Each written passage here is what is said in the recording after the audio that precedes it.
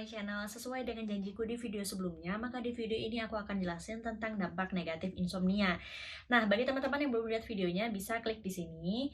Jadi, di video tersebut aku jelasin bahwa ketika kita tidur, tidur itu tidak serta-merta terjadi, tapi melalui beberapa tahap. Nah, tahap-tahap tersebut yaitu ada dua, yang pertama adalah rapid eye movement, dan yang kedua yaitu rapid eye movement. Nah, ketika insomnia, misalnya kita kekurangan non-rapid eye movement, umumnya ketika seseorang itu kekurangan tahap non-rapid eye movement, yaitu disebabkan karena tahap 1 dan 2-nya terlalu panjang. Tahap 1 dan tahap 2 itu apa sih? Tahap ketika kita berusaha untuk tidur dan tidur dangkal. Jadi kalau misalnya orang yang susah tidur atau misalnya mau tidur itu udah di atas tempat tidur, terus udah itu udah berusaha untuk mata tapi nggak bisa tidur-tidur. Nah, itu artinya tahap 1 dan tahap 2-nya terlalu panjang. Nah, sementara kalau misalnya tahap 1 dan 2 terlalu panjang, otomatis durasi untuk tahap 3 dan 4-nya atau tidur lelapnya itu pendek sekali.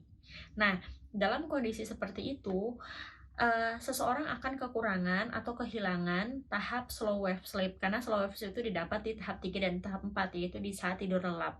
Nah, kondisi ini akan berpengaruh negatif terhadap fisiologis, karena di tahap ketika kita tidur nyenyak, itu fisiologis atau organ-organ tubuh kita sedang diperbaiki untuk mempersiapkan biar besok paginya atau ketika kita bangun tidur, kita dalam kondisi fresh.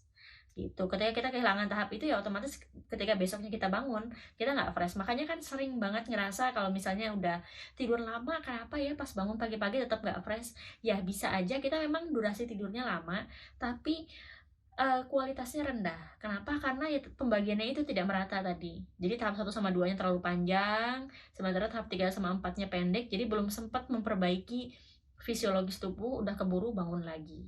Itu yang pertama. Yang kedua, okelah, tahap, non-rapid eye movement-nya aman, tapi masalahnya adalah di tahap rapid eye movement. Tahap rapid eye movement ini sebenarnya salah satu tahap di tidur yang paling sering membuat kualitas tidur seseorang rendah. Kenapa? Karena di tahap rapid eye movement ini terjadi mimpi. Nah, kalau misalnya mimpinya bagus, oke aja, malah tambah nyenyak kayak tidurnya. Tapi kalau misalnya mimpinya nggak enak, mimpinya horor, mimpinya menakutkan, atau mungkin ada pengalaman traumatis yang bikin kita terbangun ketika mimpi tersebut. Nah, ketika kita terbangun, otomatis misalnya gini, rapid eye movement ini durasinya 2 jam. Nah, baru jalan setengah jam, kita mimpi yang mengagetkan sehingga memaksa kita untuk bangun.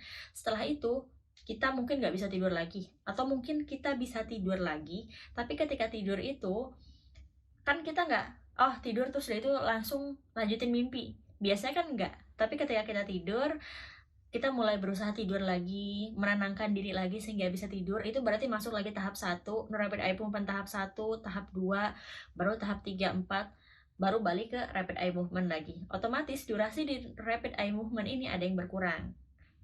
Sebenarnya rapid eye movement ini ketika berkurang bakal mempengaruhi ke apa sih? Emangnya sepenting kayak non rapid eye movement?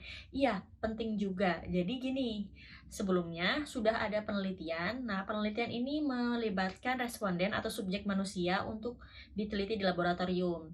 Jadi, si subjek ini tidur di laboratorium, terus sudah itu di kepalanya dipasangin elektroencephalogram. Nah, di situ kelihatan kan grafik gelombang otaknya. Nah, ketika si responden ini tidur dan grafik gelombang otaknya terlihat mau berpindah dari non-rapid eye movement tahap 4 masuk ke rapid eye movement, responden ini dibangunkan.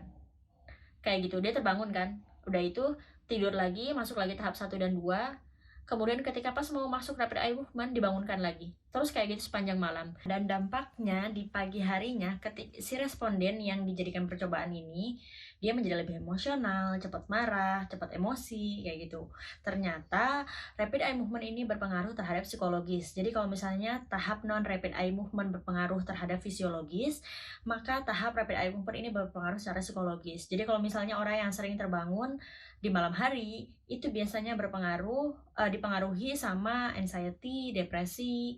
Selain dipengaruhi juga berpengaruh terhadap depresi dan anxiety. Jadi kalau misalnya kita sering terbangun di malam hari karena misalnya mimpi atau misalnya rapid eye movement terganggu, biasanya besok harinya tuh kita lebih cepat emosi, cepat marah, karena emang berpengaruh terhadap psikologis. Nah, mungkin bagi teman-teman yang sering mengalami hal ini atau mungkin mau sharing, bisa banget jawab di kolom komentar di bawah ini. Terima kasih telah menonton video ini sampai akhir, dan jangan lupa lihat video selanjutnya, karena di video selanjutnya aku akan jelaskan tentang elektroencephalogram dan pembahasan lebih detail tentang tahap 1, 2, 3, dan 4 di non-rapid eye movement ini. Terima kasih.